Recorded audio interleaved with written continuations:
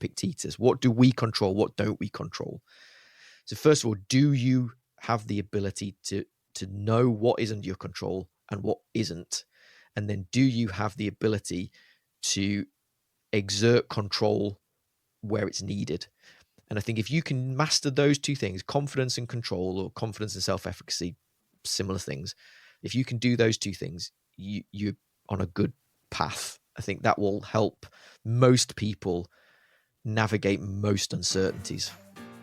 Those who are living a life of freedom have optimized themselves and their lives in pursuit of one thing: choice. They've created the financial, geographical, and time freedom to do what they want when they want to. But they've also created freedom from their internal limitations, their story, their biology, and their character. In this podcast, The Freedom Project, it is my attempt to shortcut your learning curve to having total freedom in your life so you can go and do more cool shit. I'm going to bring you deep dives into some of the most inspiring adventure athletes and business owners in the world. I'm also going to give you the key concepts of my coaching process to adventurepreneurs so you can start applying that to your life today. So here is another episode of The Freedom Project. It seems kind of obvious that having a great mindset is key to achieving your business and life goals. But we often lack the actual steps to creating long-lasting change that really works. In this episode of The Freedom Project with Professor Martin Jones, we discuss the principles behind creating a mental performance training plan that actually changes your mindset. We include how to conquer physiological and psychological pain, why the pursuit of mastery is essential for developing mental toughness, how to find a deeper purpose in the mundane, and how to generate absolute confidence in yourself and your actions.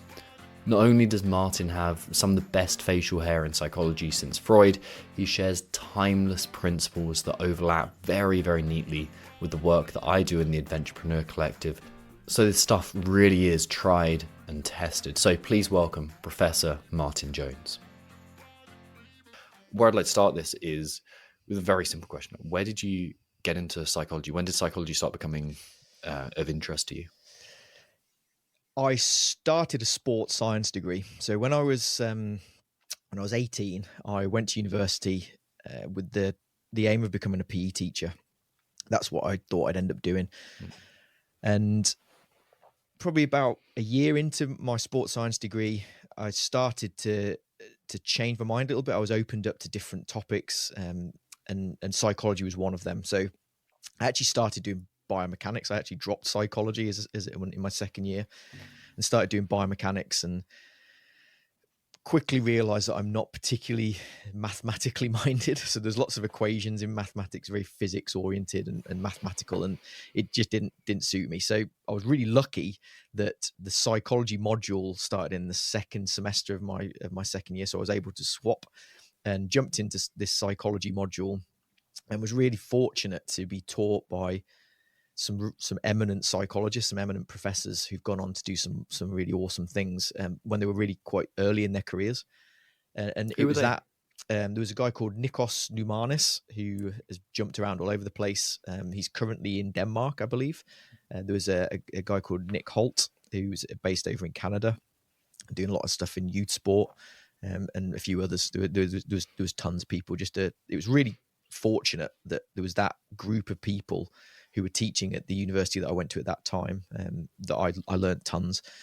They were inspirational. They were great lecturers, and that piqued my interest. So yeah, it was around about the age of 19, and that took me into a dissertation project in psychology of sport, that opened up another door to go into a master's degree that snowballed into a PhD, and I've never really looked back.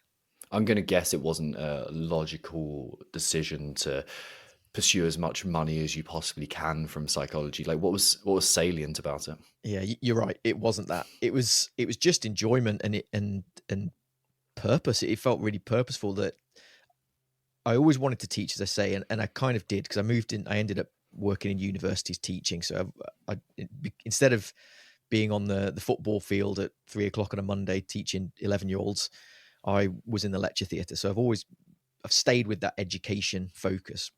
But psychology felt meaningful. It felt like I could really help people. And and that's what drove me. I could see the impact of the work that I was doing, and my journey went from performance.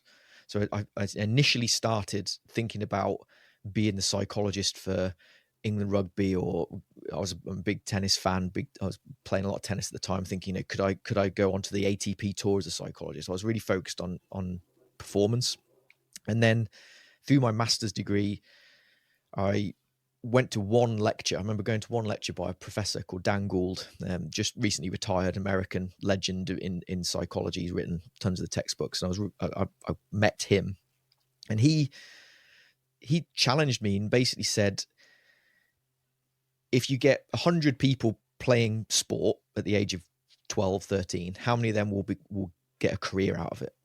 And the answer is not even one. If you were to round it up to a whole number, it'd be zero. The number of people that play sport as a child or an adolescent who go on to become a professional athlete is so small. So he challenged me. It's like, well, how can we help the 99.9%? What is it about sport that can improve people's lives? How do you keep people active throughout their lifespan? How do you prevent that 16-year-old girl dropping out of netball that she loved when she was 15, but at 17 hates it? What's happening there? So my focus really shifted, and my PhD moved into youth sport, and I started to look at this area. It was an emerging area at the time, called positive youth development, and I tried to understand, how does sport teach people life skills? How does the experience of playing in a team transfer into the boardroom? How does the experience of communicating with somebody who's just made an error and you're really angry with them, but you need to tamper down that anger, or you need to communicate with them in such a way that's productive? How do you transfer that into a relationship? And so that's what started to really interest me. So I moved down that route, and that's why it felt really purposeful. I could see how the experience of hitting tennis balls wasn't just about hitting tennis balls. It was teaching people about effort, about persistence, about dealing with failure, about being able to manage your emotions. And as a child, I was a very angry tennis player. Like, I smashed a few rackets, had a few So tears on the many court. are. Yeah, I was awful, to the point where my dad nearly stopped me playing. He actually wanted to take me out of the tennis club. So I recognized that there was a value to sport beyond just hitting tennis balls, and that's why it felt like a good thing to do. And yeah, it was never about the money, far from it. Yeah, I really like that. Is it Jean Piaget, the developmental psychologist, talks about it's essentially like a building block structure of, well, you become good at, let's say, a backhand slice, but that's really tempering you as a tennis player, and that's tempering you as a human being overall. So these small aspects of skill development have a huge impact on our development as a human being too. Yeah, 100%. I mean, it's that argument that you've got these almost specific resources. We can call them specific or general resources. So a specific resource might be, if I'm stood in front of a rugby ball ready to kick a penalty, the specific resources, the leg strength, the coordination, the neuromuscular pathways allow me to coordinate my limbs to hit that ball. But the general resources are, well, can you control your breathing? Can you control your attention in terms of where you're looking, your gaze behavior? Are you looking at the ball, or are you constantly moving around the crowd and getting distracted? Can you control your internal dialogue, your attitude, your beliefs? Now, all of those things will help you kick a rugby ball, but they'll also help you in every area of your life. If you can learn the process of recognizing what is within that controllable fortress within, how do you then revert to that when you need to? And sport can give young people those experiences. And then as we grow, we might not be playing rugby anymore, but we can call on those skills that we've learned as a younger person and use them in life. Where does that typically fall down? Because I know a lot of people have played sport and then definitely didn't develop those skills. I think, like, personally speaking, I think I developed about probably 50-60% of them, and like they're very, very useful, but I have to develop them elsewhere. But I look back at my sporting career now, like cricket, football especially, and thinking, well, if I had some process for developing that, that would have kind of ascended my journey so much more. Yeah, that's what my PhD was about, to be honest. It was trying to answer that question. So, God, then what Yeah. is the answer? Give me a But I'm not PhD sure. thesis. I'm not sure if there's one answer. I'm not Yeah. sure if there's one answer. But I'll tell you a story. I was at a conference and I was listening to two individuals, two coaches, and they were a team, and they were coaching golf. These two coaches were working with one of the world's greatest golfers at the time. This golfer had been on the tour for years. She'd won tons of stuff. Couldn't do much more in her sport. So, and getting to an age where this individual was starting to, wasn't in the peak of her career anymore, aging a little bit, not performing as well. So this individual, the athlete, the golfer, said to her coaches, "I'm thinking of retiring. What do I do now?" And the coaches said, "Well, why don't you do motivational speaking? Why don't you go on the circuit, do public speaking, maybe go into commentary, effectively use your experiences and communicate them to the world." And this individual said, "Oh, I can't do that. I can't do public speaking. I'm no good at public speaking. I don't do that sort of stuff. I don't perform well. I can't do it." So they said, "Well, that's a career for you. What are you up to now?" And he said, "Oh, I've just got to go and do my press conference. I've got 400 journalists who are waiting to hear from me. I'm on the stage. I've got to talk about the round I've just had." And it was that disparity of, well, you just told me that you can't speak in front of people, yet you're just about to go and do a press conference in front of hundreds of people, arguably thousands, if not hundreds of thousands, might be watching at home. And it was that the disconnection. It wasn't the two things weren't seen as the same. So effectively, with this athlete, didn't have the awareness, that was lacking that self-awareness that they had that skill, and they didn't have. So first and foremost, they didn't know that they were really good at public speaking. They just considered that the thing they did. So what my PhD looked at, and the culmination of it, was an intervention to try and increase individuals' awareness of the skills that they are using. So we talk about the tacit knowledge, or knowledge in action, knowledge on action. Sometimes you just do it, and it's not at the level of consciousness. You can't articulate what you're doing. So, for example, you can ride a bike. I'm sure you can. Can you articulate how you ride a bike? Because a lot of balance, a lot of movement, it's not at the level of consciousness. You don't think about it. You just do it. And what I was finding was a lot of the skills that young people have when they're playing sport, they just do them. Teamwork is something they do. It's not something they know how to do. Communication is something they do. It's not something they know what is good communication. It just is or it isn't. So my PhD thesis, the culmination of it, was an intervention to increase awareness. So you, as an example, as a young person playing cricket, playing football, why don't you transfer them? Why don't you transfer some of those skills? I would argue that fundamentally there's a lack of awareness that you have them. So we need to bring that into consciousness. We need to bring people's awareness that they have these skills. And then we need to identify areas in their life where they'll be useful. So then we use this idea of anticipatory coping, or this idea of you just looking into the future and thinking, well, what might befall me in the future? So if this happens, then I use that. It's if then sort of planning. So once we know we've got these skills, we can start to identify times where they might be useful, and then we can think about, well, what might stop me using that if I'm a leader on the football pitch, what might stop me being an effective leader in the boardroom? And it's that sort of process of just helping people understand what it is they have and what they can use and where they can use it. It's really interesting that making it explicit makes it trainable. It's like you take it from the unknown to the known, or at least the observable. And that process really interests me, because like one of the things that I do with the clients that I work with, And I view this more through a philosophical lens. I actually use a Stoic framework of what are the 4 Stoic virtues, and Yep. like, okay, we're training courage, and we're doing that through your ability to, I don't know, do some cold outbound. And like, that's what we're doing. And we're not just training your ability to get more sales and hopefully developing your business, but we're developing your individual capacity in terms of that philosophical. So it's, I suppose what I'm saying is it's very reassuring to hear that that's grounded in some practical evidence-based stuff. Yeah. I mean, I think maybe in a different way, it's reassuring that my thinking is grounded in 1,000-year-old philosophy that is proven time and time again. I think that's another thing I've noticed in my work is so much of what seems to be new and novel, it isn't. There's a golden thread that takes you back to, Socrates or pre-Socratic philosophy. It's a lot of it isn't new. We just give it different names. Yeah, the thing that stands out there is things like yoga nidra, non-sleep deep rest, like that kind of.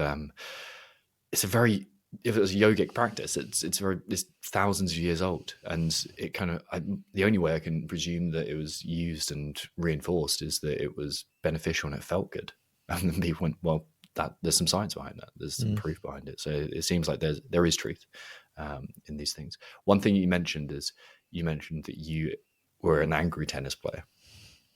You don't seem like an angry bloke now. Maybe just putting a great face on it. But talking about that journey of where you got to and how that limited you, and then also if you made any attempts to work on that.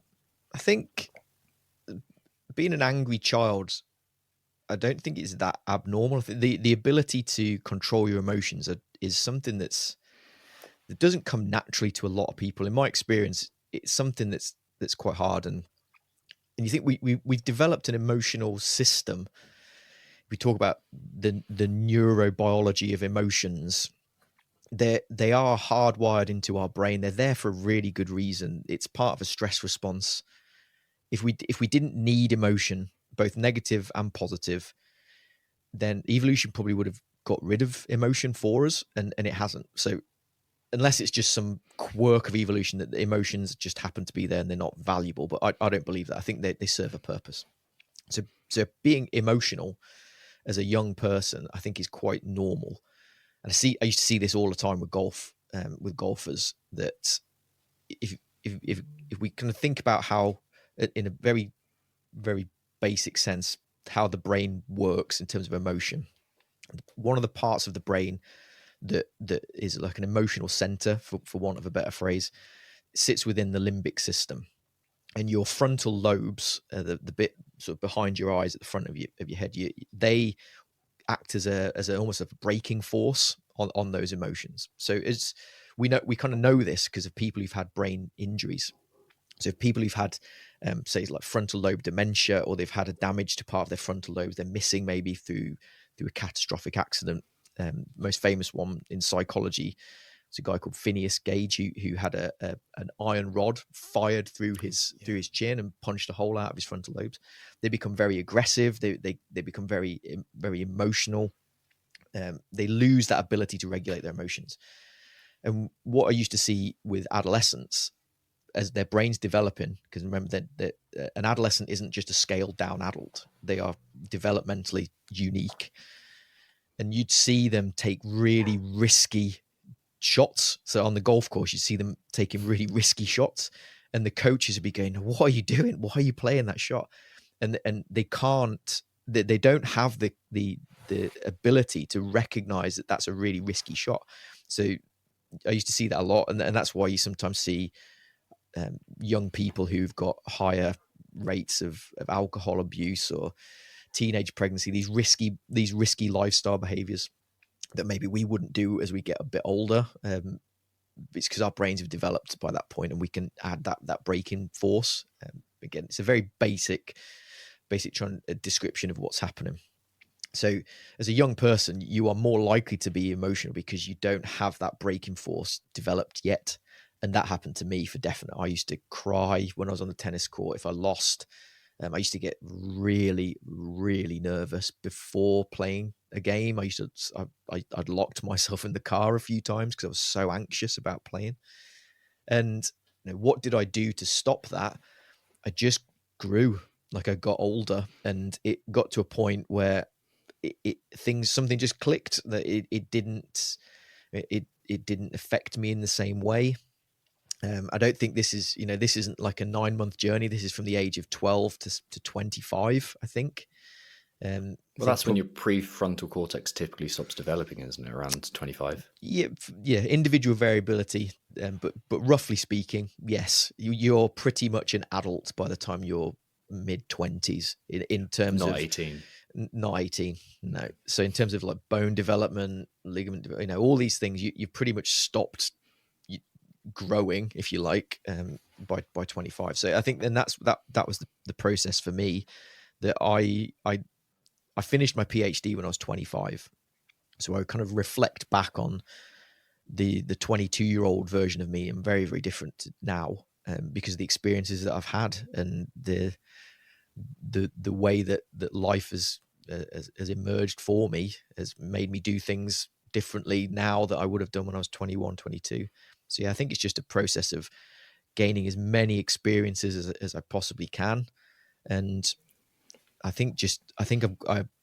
know I'm quite an introvert. My personality, I spend a lot of time inside myself. I think that's where, I'm quite cerebral. I think a lot. Like, that's my daily walk with the dog is an hour of just me thinking. So I think that's part of my personality that I've reflected and analyzed myself. I think that's how I've developed those skills. It feels like the introspective nature is useful for being a psychologist. It seems like that's, I don't know, you've probably got a way better insight on that than I have, but it seems like there's a lot of introspective psychologists. I think so. I think you've got to be able to know yourself before you can really help anybody else. Do you think that's where the original kind of development into, or the interest in psychology comes from for you and for most people? Like, I can look at myself, and I actually wanted to do psychology at A-level, and then the irony is someone said it was really difficult, and I went, oh, I couldn't do that then.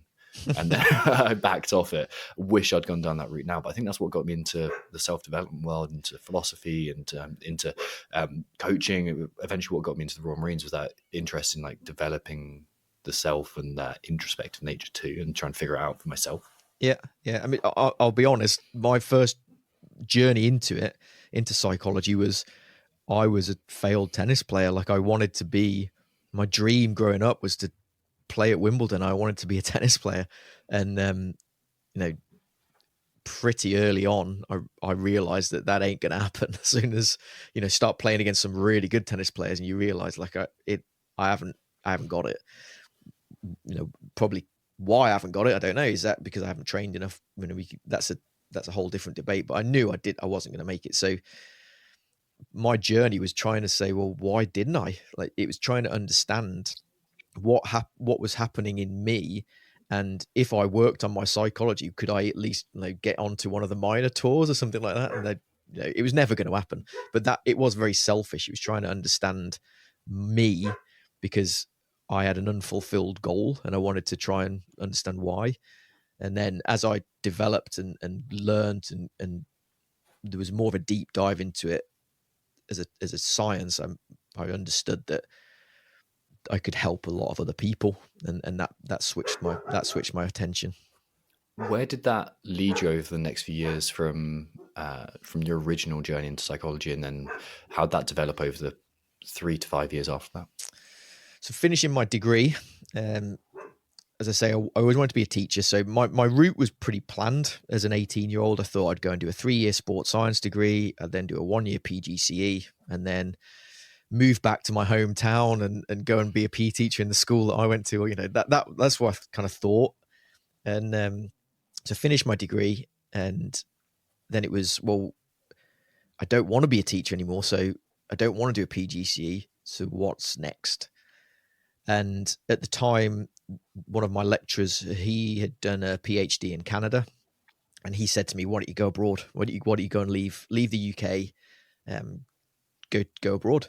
So I started looking at master's degrees around the country, in the UK and in America and Canada, and I applied to Loughborough. And I'd applied to Loughborough as an 18-year-old, and they rejected me. I didn't get in. And so I applied to Loughborough again, and they accepted me. And I think there was, again, something there that I'd been rejected as an 18-year-old. And I just thought, I'm going to go to Loughborough. And I think I was too immature to go to America or Canada at the time. And I don't think I would have done well. So I went to Loughborough, did a master's degree at Loughborough. So had that lecture from Professor Gould, and there was a spark, and I thought, this is interesting. I really want to dive into this a bit deeper. And at the time, there was a professor there, David Lavallee, who said to me, have you ever thought about doing a PhD? And the answer was, well, no, I haven't, never. I didn't. It's not something I'd ever thought about. No one in my family had gone to university, I don't think, before me. My sister was around about the same time, but no one else. So it's like, no, never thought about a PhD. And he said, well, here's what it is. If you write a proposal, 5 pages of a research topic that you'd like to study, send it in. And there's what are called school funded PhD scholarships, and apply for one of those. So I did, handed it to him pretty much the next day. I think I literally just went home and wrote it. And he said, how long did it take you to write this? I'm like, I don't know, not long, a day. He's like, well, that will hold you in good stead. That you can write quickly, you can put your ideas on paper quite quickly. And applied for a scholarship and got it. So halfway through my masters, I knew, well, the end of the masters, I've got this PhD to go into. So stayed at Loughborough, did 3 years, I think it was just a shade over 3 years of a PhD, whilst at the same time trained to be a psychologist. Was really fortunate to be supervised by a really great psychologist who went on to be the psychologist for Team GB at a number of Olympics. So an amazing person to be trained by. And by the end of it, I kind of thought, well, now's a time to leave the UK. Like, where I let's spread my wings. So I was given an opportunity to move to Canada and packed 2 holdalls, got a plane ticket, and off I went. And I was there for 2.5 years, 2.5 years, working as a postdoctoral research Where fellow in Canada? in Edmonton, Alberta. Okay. Yeah, yes, the University of Alberta. Okay. So, yeah. What was different about being in Canada to the UK? And I mean that almost psychologically. I moved out there based on the professor that taught me at my undergraduate degree, the one I said had done a PhD in Canada, had moved back. So he was British, but he moved back to Canada, and he said, come out. So I knew him. So he was my boss. I knew him. Landed, stayed with him for a few weeks, and then went and got an apartment on my own. And I kind of sat in that apartment, and it's now what? Like, I don't know anybody. I didn't know anyone in the city, the province, the country. I didn't know anybody. My friends at home I think it was an 8-9 hour time difference away. So, most of the time they're asleep when I'm awake. So I can't even ring them and talk to them. So I was just completely on my own. And I used to go into the university. I'd see people on a daily basis, but on a Saturday or a Sunday, for example, I was on my own. And to be honest, quite lonely. Like there was a few times I thought, what have I done? Like, I don't know anybody. This is quite a lonely existence. So for me, in my development, what changed was I just thought, well, I have to do something. I have to be proactive. I have to get out of this. I can't just stay in the house. So I started joining a local tennis club, started meeting people, and they'd say, do you want to do something? And my response was yes. So if they said, do you want to come to, we're going to, Alberta's a pretty unique province. There's lots of cowboys, proper cowboys, like ranching. It's like the Texas of Canada, right? Really similar. So there's one, there was a university, there was a university event, which was like the Cowboy Ball or something like that. And they said, do you want to come to the Cowboy Ball? And my initial reaction is, absolutely not. Like, I do not want to go to the Cowboy Ball. But I thought, well, what else am I going to do? I'm going to stay at home. It's like, yes, I'll come. I didn't enjoy it one bit, but I went. It was weird, but like for me at least. But I went, do you want to come and watch this? There's a Canadian football match. Do you want to come to that? Yes. Do you want to do this? Yes. I just said yes to everything. And it just brought me out of myself, that I suddenly realized that I am an introvert. I need to be on my own sometimes, but I also realized that I actually have good communication skills, good interpersonal skills. Like those things are not, they're independent. Introverts aren't people who just can't talk to other people. I learned that I need my own space and time, but I'm quite good with other people. I can communicate. I'm not just a hermit.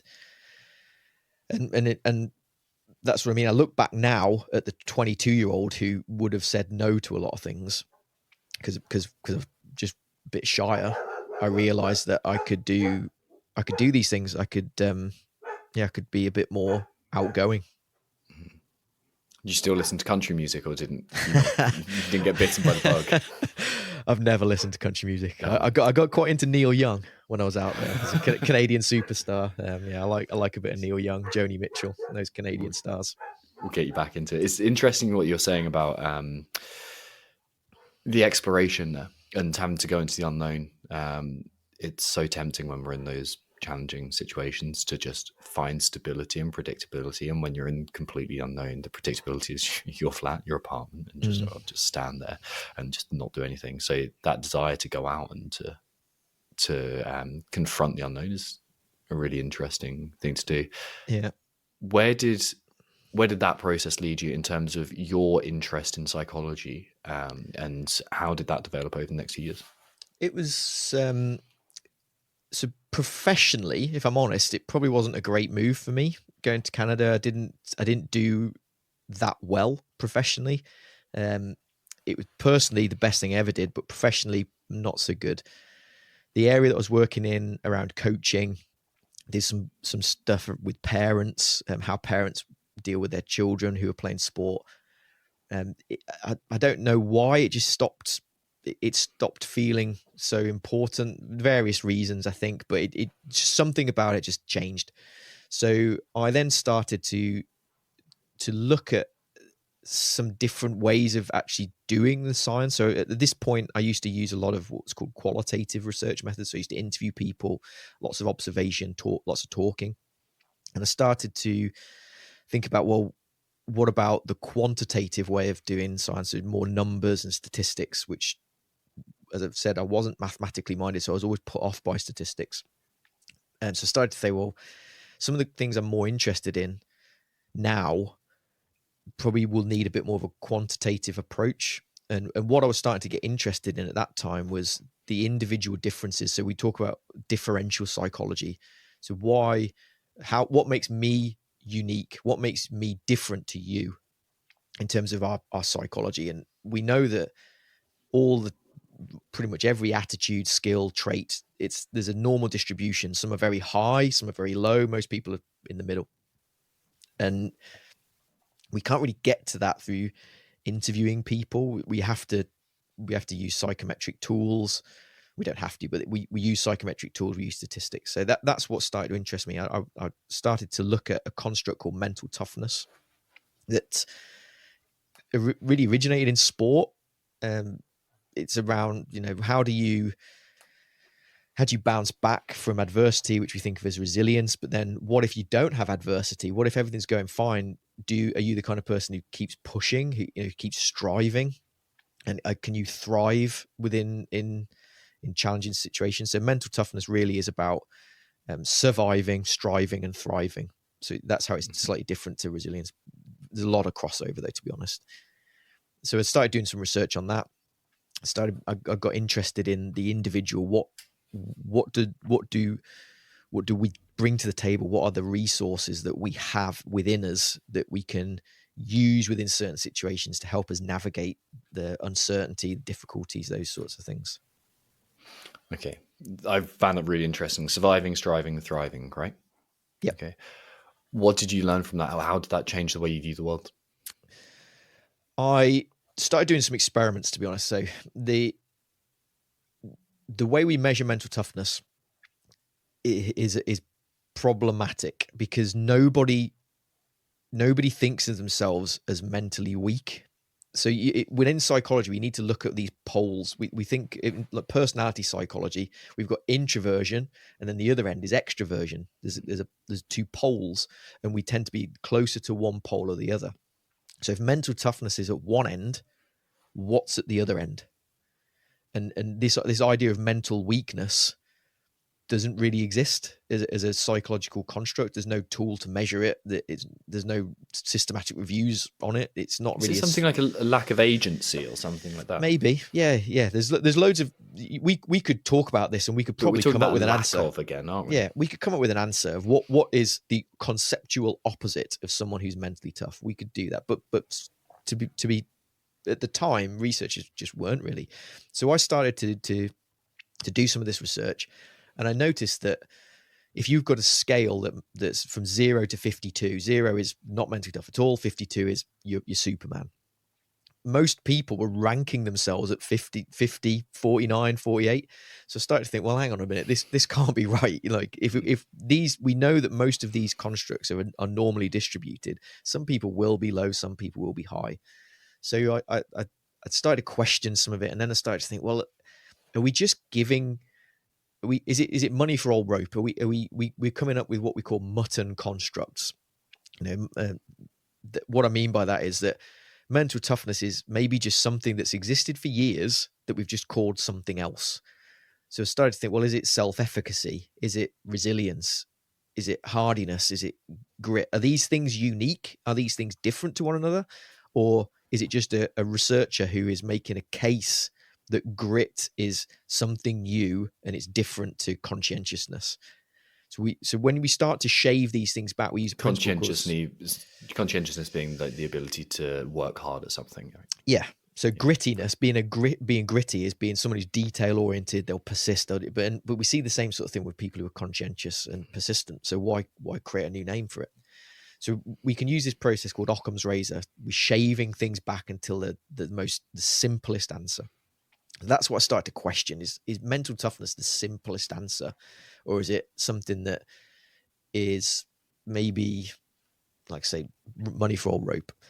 Whilst also recognizing that coaches and athletes use that term all the time, so it's meaningful to them. So I don't want to be that researcher who comes in and say you don't know what you're talking about. It's nonsense, because it's not. They use it. They believe in it. It's a meaningful phrase. It's in that we call this the lexicon. It's the lexical hypothesis in psychology is that things that are important to people will be encoded into our language, basically. So it is important. So I was just being a bit more critical and thinking, well, what's going on here? And then thought, well, how do we test it? So luckily, there was a paper written in about 2002, if I remember correctly, by a guy called Graham Jones, no relation to me. He was a professor at Loughborough just before I got there. And he interviewed some world champion athletes, and they came up with these attributes of mental toughness. Like the paper is literally called, "What is this thing called mental toughness?" If you're an adventurepreneur and you want more freedom to do more cool shit, then I want to help you do that. Every month, I take on a maximum of 3 new clients into my high performance Adventurepreneur program. This is a completely bespoke, personal and deep dive program giving you complete freedom, teaching you high performance mastery. It's application and invite only, and I accept only those who are the best fit for the program. To apply for your space, head to my Instagram, Tom Foxley, Foxley, and send me a message with the word interested. And they tried to understand what is it in an athletic context. And at that point, as we do in science, in academia, people started critiquing. And one person said, this isn't a list of what mental toughness is, it's a list of what mentally tough people do. So it's a set of behaviors around mental toughness, which is, I think, is a valid critique. And one of them was that people who are high in mental toughness can push back the limits of pain whilst maintaining technique. That was in that paper. So I thought, I've got an idea. I can induce pain. I can experimentally induce pain so we can control that, and we can see whether people who rank themselves as mentally tough can push back the boundaries of pain. When pain, we can talk about pain intensity, how much it hurts, pain threshold, the point at which you recognize that sensation as something more than unpleasant and as now being painful, and pain tolerance. And pain tolerance is the maximum amount of pain you are willing to endure. So it's a motivational construct. It's how much are you willing to do, and that's why it changes. So a pregnant woman, a woman who's giving birth, will be willing to endure immense pain because it's very motivationally salient to them. It's meaningful to them, purposeful. Whereas that same woman, if we put her on a bike and say, right, ride up that mountain in the Alps, which again will be very painful, but she's not a cyclist, I would predict that person will probably get off the bike and say, I'm not doing that. And there's a different physiological state happening. There is. Hormonally. Yeah. So there's pain. My key point is that pain changes based on the situation. So I started doing experiments around pain and mental toughness and other constructs. Can we predict somebody's pain behavior based on what's going on up here? And the evidence at the time, the literature at the time suggested, yes, we can. And people who are mentally tough do endure more pain. They have higher pain tolerance. But a well-cited study was one where the researchers asked the participants to basically get a weight, hold a weight out in front of their body. So sat at a desk like I am now, lift the weight up to sort of like that sort of level, and just hold it for as long as you possibly can. And that study showed that people who were high in mental toughness held the weight for longer. So I started thinking, I'm not sure about that. So I retested it. So in psychology, there's this thing called the replication crisis. So you can Google that and you can see what it is. But a lot of studies haven't been repeated. No one could replicate them, which would suggest, like, can we then trust the original finding if no one can replicate it? So I thought I'll replicate that study. If we measure mental toughness using the same measure that they did, and we hold a weight in the same process, same procedure that they did, will we find the same results? And my study did not. So, and consistently, I keep finding that mental toughness does not predict pain behavior. That people who are high in mental toughness, based on how we measure it, do not tolerate more pain. They don't have a higher pain threshold. They don't rate pain as lower, so they don't have a lower pain intensity. It just doesn't hold up. And I'm still doing some of that research now. Got a PhD student who's doing it, and we just don't find a strong relationship because, coming back to my key point, is that there's more going on. There's motivations, there's the situational constraints, there's the physiology, there's loads of things that influence how someone processes pain. It's not as simple as if you're high in resilience or high in mental toughness, you'll tolerate more pain. It just doesn't work like that. Okay, there's loads of places I go with that. Does that transfer equally to psychological pain and physiological pain if we're talking about, I don't know, to make it relevant to the audience, a business owner who is in a very difficult place of growth? Would there be parallels there? Yeah. So if you look at how to define pain is a psychological construct. What we can differentiate, we call the neuroscientific process of pain is actually called nociception. So we have a noxious stimulus. Let's say you cut your leg. So the process of signaling that pain from the point of the cut to your brain, that is nociception. But pain is not the same as nociception. So what I mean by that is there's lots of examples from the battlefield, to be brutally honest. People lose a limb. They'll have a limb blown off. They won't notice it's happened until 4 or 5 minutes after the event because their adrenaline's pumping, they've got high attention, things are going on around them. So we know that there's what we call bottom-up processing. So the point of the noxious stimulus is going up into the brain, but there's a top-down process as well. So your emotions, your attention, your things happening in your brain we close what we call these neural gates. So things going down to the side of nociception influence pain as much as things going up. So coming back to the question, can pain be emotional, physical? Absolutely. So emotional pain is the similar sort of thing. It's not about saying, well, here is the cause and effect. It's not about the noxious stimulus to the brain, that there's a line. There's more things going on within the brain that can cause emotional pain, and pain researchers don't differentiate between the two. How do you define mental toughness now? I still think of it in the same way, that mental toughness is it allows people to do those things: survive, thrive, and strive. But what is it? I think mental toughness is an umbrella. It's a group of things, assets, resources, personality traits that aggregate together, that come together. And when you have this grouping, that the combination of these things will help you strive, survive, and thrive.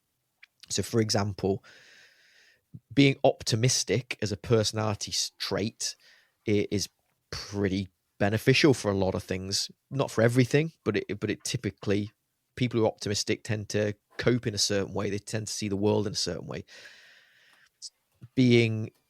So if you've got that personality trait, and then you have certain, a proclivity to use a certain coping style, so you use a bit more of emotion focused coping, where you're like that sort of idea of stoic sort of coping, which is a bit more controllable. You're thinking about your reaction to the event rather than trying to change the event. So if you've now got optimism and you've got that way of reacting to events in the way that you can control, they've now grouped together. And then we can add a few more things in. We can add a bit of confidence. People who've got high self-efficacy beliefs, people who have maybe got higher self-esteem, they tend to group together. And I think that's what mental toughness is when in certain situations that this grouping comes together. It's like, to use the analogy of, you've got a golf bag of 14 clubs. Mental toughness is the golf bag full of clubs. It's not one club. It's a combination. And then in certain situations, you take out your sand wedge. In certain situations, you take out your putter, based on what's happening in the situation. And I think that's what mental toughness is. It's instead of 14 clubs, it's could you have 100 and select the right club for any situation. What are the key clubs to have, in the same way that you could probably get around a round of golf with a driver, a 7-iron, a sandwich, and a putter? Like, what are the key elements of that? I think you could, if you were trying to focus on two things, you're probably going to help a lot. That is, I call it C2, just because I work in defense, and C2 is a well-known phrase, not command and control. This is confidence and control.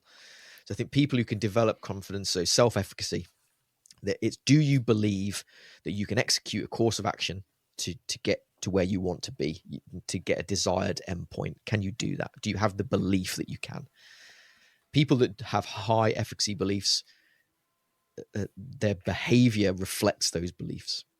So if I believe that I can run 5 kilometers, I'm likely to attempt to run 5 kilometers.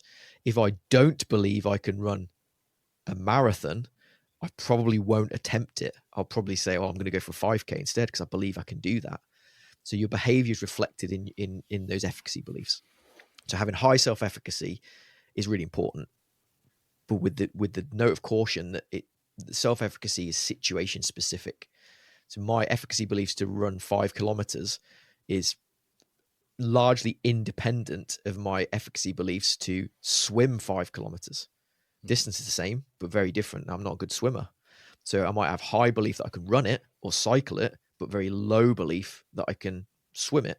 So if you said to me, I would like you to do 30 minutes of exercise today, I'm not going to go swimming, because I don't believe I'm a very good swimmer. So you see where I'm getting your belief system around what can you execute a course of action changes on what's happening in the situation. But if you can bolster that sense of self-efficacy, if we're talking about a tennis player or a military operator, if they believe they can achieve an outcome, they probably will enact behavior that gets them on that right path. They'll select goals that are related to those things. People who've got high self-efficacy select more demanding goals. They are probably more committed to those goals. So that's one thing, self-efficacy. And we can loop back to how you develop efficacy in a minute if you want to. The next one is control. Do you have the ability to look at that? Again, we talk about stoicism, but that dichotomy of control. What is up to us? What is not up to us? To talk about Epictetus, what do we control? What don't we control? So first of all, do you have the ability to know what is under your control and what isn't? And then do you have the ability to exert control where it's needed? And I think if you can master those two things, confidence and control, or confidence and self-efficacy, similar things, if you can do those two things, you're on a good path. I think that will help most people navigate most uncertainties. Beautiful. The obvious question put together, what does a training plan for developing those capacities look like? So self-efficacy, you develop self-efficacy through 4 routes. So Albert Bandura, the psychologist who developed social cognitive theory, self-efficacy theory, recently passed away. He was one of the most cited psychologists ever. You've got Freud, you've got Skinner, and Skinner's Pigeons and Rats. You've got the big names. When people think of psychologists, who do you think of? Albert Bandura is right up there with them. He wrote hundreds and hundreds of books and articles, and he wrote about. He pioneered it was one of the pioneers that shifted psychology from behaviorism, like Pavlov's dogs and Skinner's rats, into the cognitive revolution of the 50s, 60s, 70s. And he said that you improve someone's self-efficacy through 4 ways in order. The weakest way is a reinterpretation of physiological symptoms. So if I've got butterflies in my stomach, is that a good thing or a bad thing? Can you reinterpret those physiological symptoms? That's the weakest way. We've then got what's called social persuasion. Like if I'm your coach and I say, Tom, I believe that you can achieve that outcome. I believe that you can put it down that process, that you can do those necessary steps to get to where you want to be. I think you can do it. That is a sort of form of social persuasion. But what if we don't have a coach? What if we're halfway up a mountain and that coach is back in front of the log fire 300 miles away? Well, we can use self-talk. We can use our internal dialogue to bolster that sense of self-efficacy through social or verbal persuasion. Now, do you say, I believe I can climb this mountain? We can. Or we can use that third person self-talk where we imagine it is our coach saying, Martin, I think you can do it. Or if my coach uses a nickname, he calls me Jonesy, I'll say, Jonesy, I believe you can do it. So it's internal. It's my self-talk, trying to bolster that social persuasion. The second in strength is something called a vicarious experience.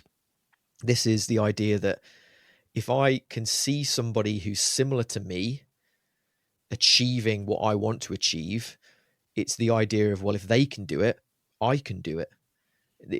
And going back to your Royal Marines training, this is what most people that I've spoken to who enter Royal Marines training is they know it's difficult. They look at that 32 weeks and think, I'm not sure about that. But there's thousands of people who've done it before them. So if it's achievable, if they can do it, I can do it. If people have got through these arduous selection courses before, then it's not impossible. So if they can do it, I can do it. And they breathe the same air as me, and they wear the same boots that I do, and they wear the same kit. So if they've done it in those conditions, I can do it. So that's that vicarious experience. It can be a double-edged sword, though, because if you see someone who fails, then you can say, well, if they failed, maybe I can't. That I'm going to fail as well. And again, talking to people who've been involved in special forces selection, for example, that's really common. The people who come off the course and come home and say, well, if I failed, you're screwed. You don't even apply, because if I can't, I'm such a better soldier than you are. So if I can't do it, you can't do it, which is not true. But anyway, that vicarious experience can be positive, it can be negative. But the number one way of improving someone's efficacy beliefs is through what we call mastery experiences. And that's just simply, if I've done it before, I can do it again. So why have I got a high efficacy beliefs that I can run 5K? because I have done it before. Nothing's changed. So if I did it a week ago, why can't I can do it now? I know I can.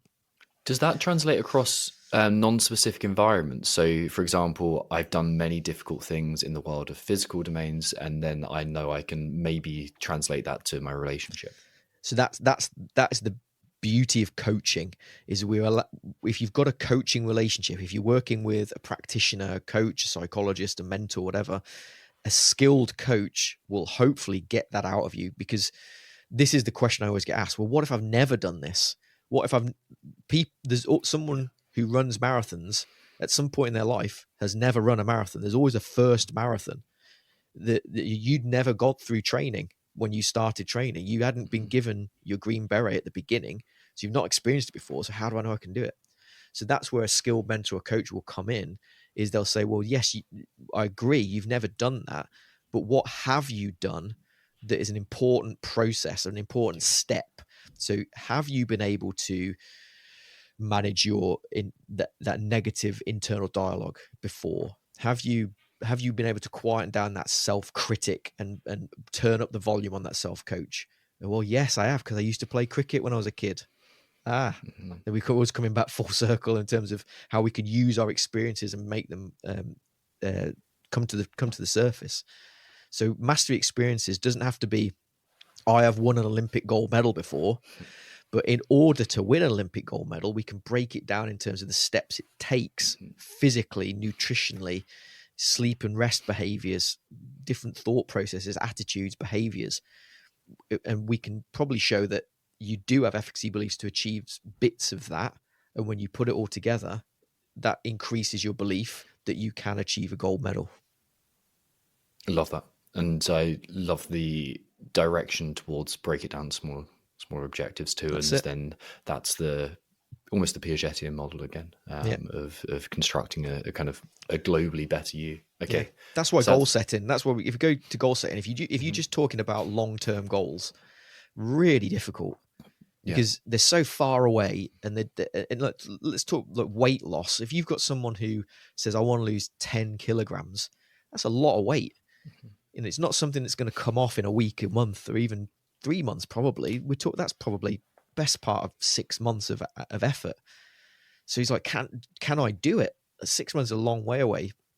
Can I do that? Well, that's the outcome goal. What's the process goal? What's the medium term goal? What's the short term goal? What do you want to achieve over the next 6 hours that's going to contribute to that end point? And when you break it down that way, so well, in the next hour, I am going to spend 15 minutes of that hour standing up. Like, just, that's it. Like, nothing extravagant. It's just, I'm going to use that behavior that I can control, that I can do the next hour. And if I do that consistently over the next 6 months, that will contribute to that weight loss goal. So that's all it is. It's breaking things down into what's immediately in front of you. So I just want to get your feedback on something that I do here, and and that breaking down to process goals is something we absolutely do in terms of our coaching. But something we layer on top of that is we think, well, how are we training our character in that moment? And the objective almost becomes to, instead of completing the process goal, or I suppose additionally into completing the process goal, it's like, are we training your character at the same time? So to use that same example, it's like, well, I'm going to take the courageous action when presented with this opportunity to perform my process goal. And that's going to, I don't know if you know this is the right word, but it sounds right, sublimate across to other areas of life. Yeah. But it's the idea of ultimately what is important, and your core values, your core direction in life. And it could be, well, how does doing what you're wanting to do, how does it support or thwart those core goals in life? And if that is those stoic virtues, if it's religious virtues, if it's things that tie into a different belief system, those are the things that are your guiding principles that you can keep coming back to. And some things, as we know, just are under partial control or not under control. This idea of indifference, I think that, these preferred indifference, we prefer to be healthy, but things can happen. So that can lead us down that path. Well, if we're just focusing on things that cannot be controlled, that's probably going to fuel emotional distress, because you can't do anything about it. And when I was working in Canada, one of the things I did was I went and watched a load of youth hockey, ice hockey, and I was interested in these events. At the time, there were a couple of events where referees and coaches had been physically assaulted quite seriously. One person was put into a coma in a car park, beaten half to death by a player and his dad. They beat him with a hockey stick, and we're talking like 12-year-old, not even an old.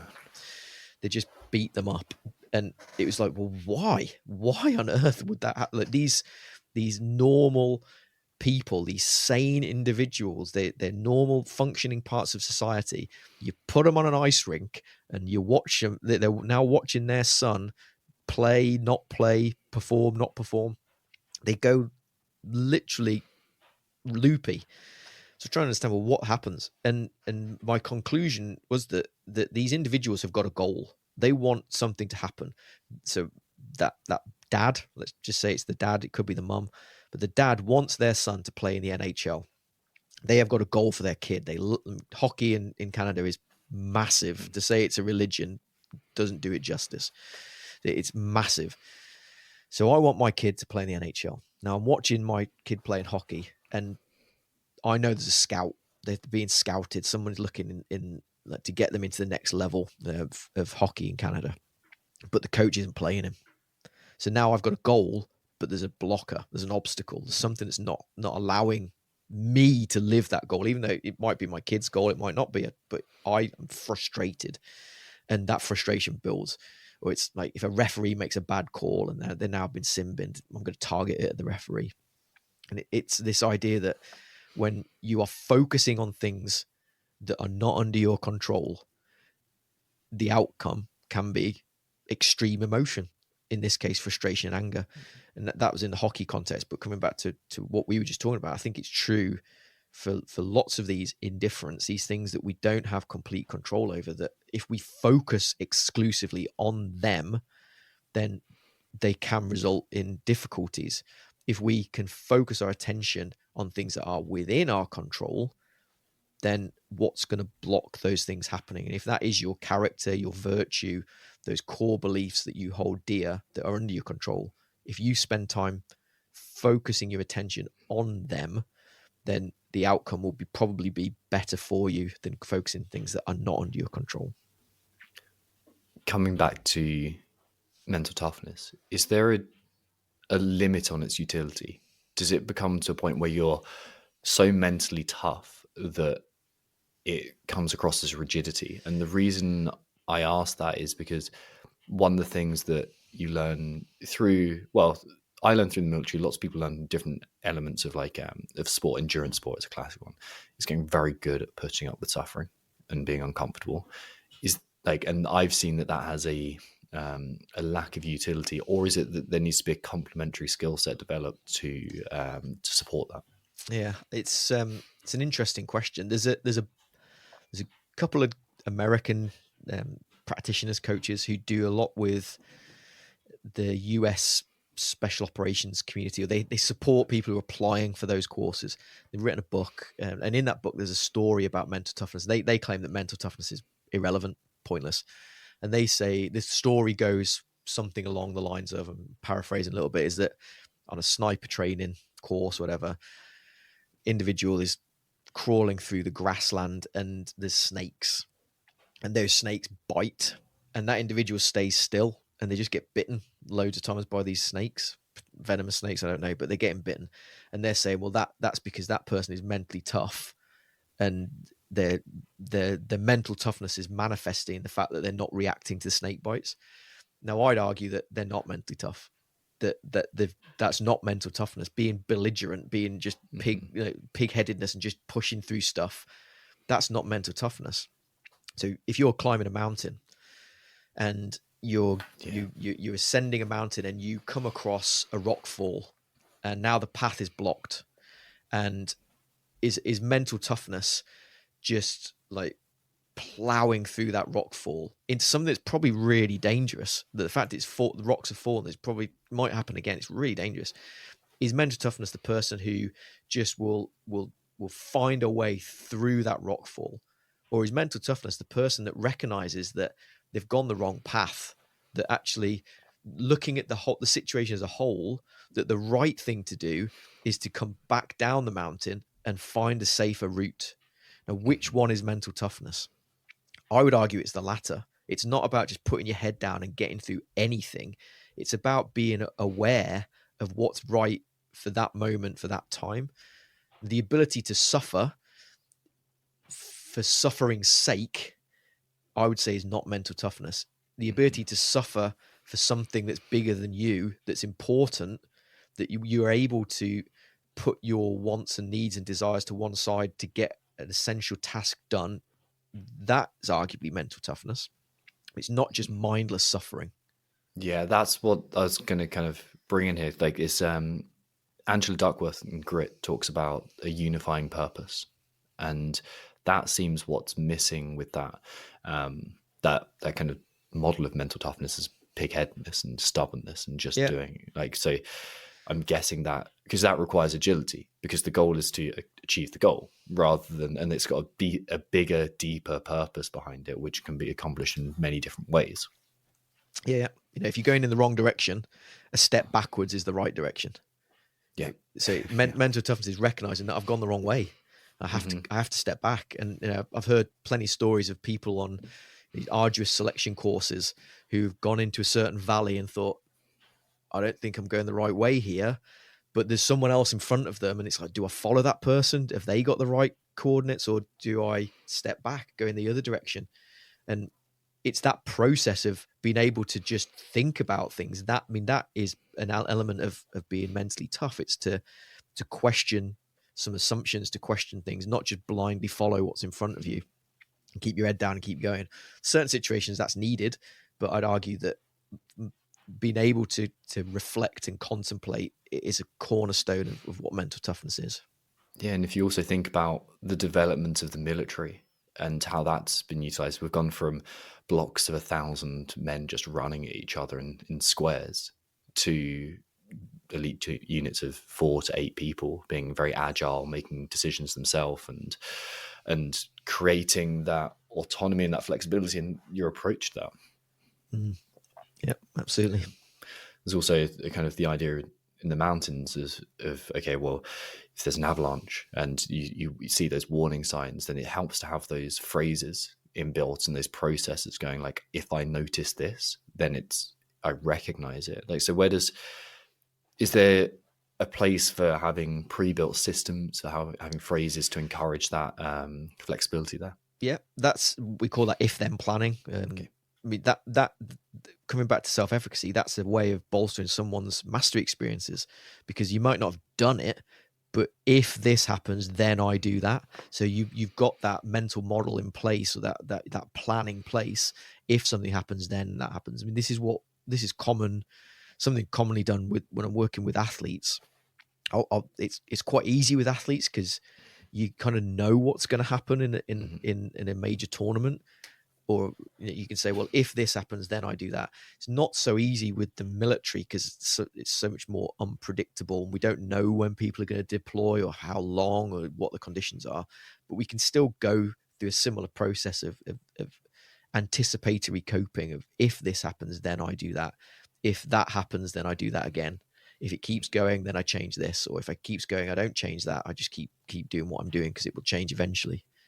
And it's very easy to translate that to the world of business as well. If this happens in this, I don't know, performance review with an employee, then this is how I respond. That's a really useful tool. Yes, SOPs. I mean, that's what the military use. It's just SOPs, standard operating procedures. Same thing. It's if-then planning. What do I do in a certain situation? I pull out my card that's got my SOP in it. Right, what do I do? We don't have to remember them all. We can write them down. Yeah, love that. Is there anything that we haven't talked about in terms of mental toughness that is really useful? I think it's something to consider. A PhD student of mine, Brad Cooper, not the actor, different Brad He's a Cooper. busy man. He did a really interesting thesis based on his experiences of being an endurance athlete. So he'd won the Race Across America, the cycle event. He'd been to Kona a number of times. I won't want to do him disservice by getting the number wrong, but a few. Very good Ironman triathlete, sub 3 hour marathon runner. Again, probably faster than that. Just a really good endurance athlete. And it was during the Race Across America that he recognized that he'd done a lot of the nutrition, the physiology, but he was noticing these ups and downs of his motivation, of his ability to cope, of his mindset, just fluctuating. He was trying to understand why. Like, why does that happen? If you've trained in a certain way and you've eaten certain foods and you've squared away all those components of performance, so why am I still fluctuating? Why is it that I don't feel as good now as I did an hour ago? If all things considered, everything's the same, why am I feeling different? So that was his PhD thesis. And what he revealed, what he showed, was that mental toughness is not something you either have or don't have. It's what we call a person situation interaction. So there are certain times when it will be high, there are certain times when it will be low. So it's not a trait. It's not something that you have inherent in you. It's an interaction between you and what's around you. So, for example, he told a story of when he was riding. He raced in the 2-man event and do really well. And there was a team of Germans, and the Germans were a 4-man event. They were ahead of them, and they saw them like approaching, and that was like, right, I need to keep going. So he kept on going. There's other times when there were things around his family who were supporting him, and I think one of his family had given him bad directions, and he'd actually gone off the right road.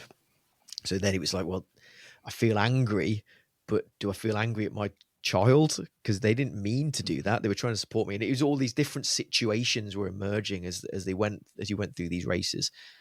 And we just showed, and we did this experimentally as well, that mental toughness will change moment to moment, depending on what's happening in the situation. For example, if you are sleep deprived, your capacity to cope with normal things will be diminished.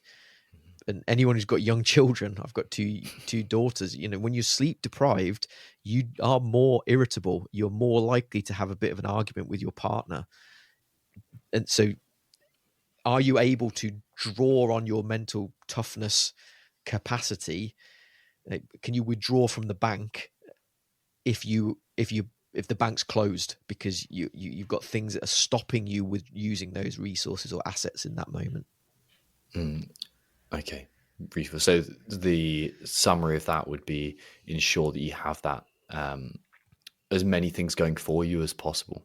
It's to consider what's happening in the situation, and what we might look at is, again, if I was coaching somebody or working with someone as a psychologist, it's can we think about, well, what supports mental toughness and what thwarts it? What supports goal striving and what thwarts it? And if we know that there are certain things that will undermine your goal striving, well, can we remove any of them? Can we find a different route that means we don't come across those things? Can we build on the things that support our goal striving? Could we build on things that support our ability to cope in that situation? So yeah, it's just being aware that mental toughness, resilience, grit, all these things, whether they're the same, whether they're different, that then it's not as simple as just do a couple of exercises and you become grittier, do a couple of things and you become more resilient. It's not that simple. It's a complex process that is overlooked a lot of the time. A lot of the conditions, a lot of the things that are supporting and thwarting resilience, mental toughness, grit, hardiness, it's a complex situation. Perfect. Well, I think that's a great place to wrap up. I've asked you one question out of the 23 that I had written down. So that's a good sign that we've been talking about interesting stuff. So thank you so much for your time. Where can people find out more about what you do, your work, and follow what you're doing? Yeah, the best place is probably LinkedIn. So there's a lot of Martin Joneses in the world. Yeah. So Martin I Jones. So if you type in my middle initial, which is I, that's not for Indiana, by the way. That's probably the best way of finding me, through LinkedIn. Perfect. Thank you so much for your time, dude. My pleasure. Thank you.